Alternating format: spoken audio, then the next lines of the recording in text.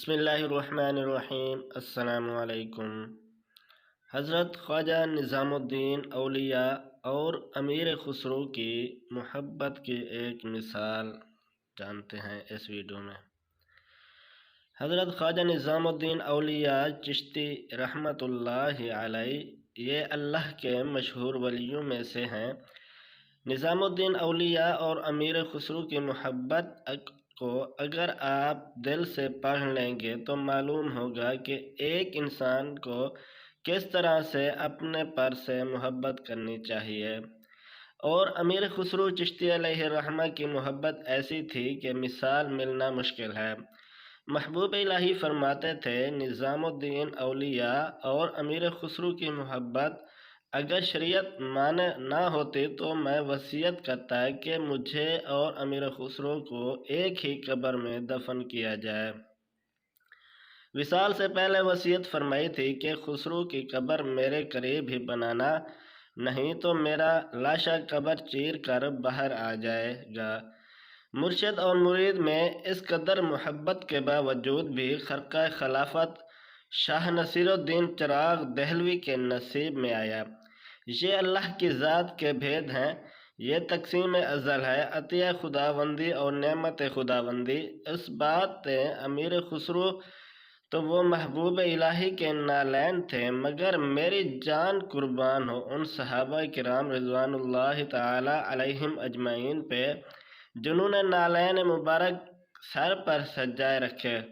حضرت عبداللہ ابن مسعود آپ صلی اللہ علیہ وسلم کے نالین مبارک کو بازو میں لے کر سینے سے لگائے رکھتے۔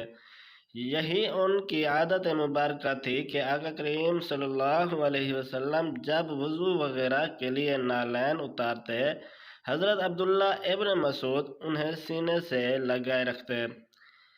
اس کو نہ ملی منزل معراج کی راہیں، جو تیرے نقش کف پا تک نہیں پہنچا۔ دعاؤں کی التجا کے ساتھ گر برائے ترک، ترکم آرا برک تارک نہند، ترک تارک گیرم و ہرگز نہ گیرم ترک ترک۔ اگر میری پیشانی پر آراہ رکھ دیا جائے اور کہا جائے کہ اپنے ترک خسرو کو چھوڑ دو تو میں اپنی پیشانی کو چھوڑ دوں گا، مگر اپنے ترک کو ہرگز نہیں چھوڑوں گا۔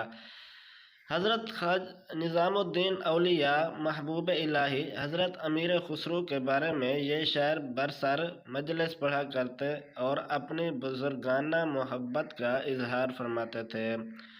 حضرت محبوب الہی کی بارگاہ جلال میں حضرت امیر خسرو کو کیا مقام حاصل تھا، اس کا اندازہ حضرت محبوب الہی کے اقوال مبارکہ سے ہوتا ہے۔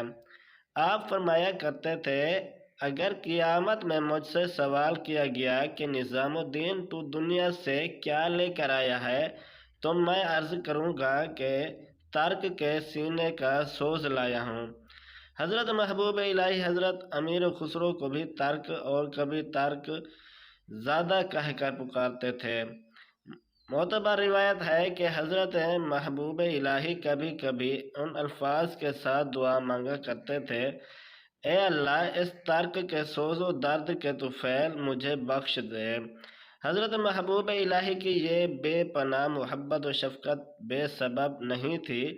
نظام الدین اولیاء اور امیر خسرو کی محبت دونوں طرف سے، خود حضرت امیر خسرو رحمۃ اللہ علیہ بھی اپنے پیر و مرشد سے اس قدر محبت کرتے تھے کہ راہ سلوک میں اس محبت کی مثالیں خال خال ہی نظر آتی ہیں۔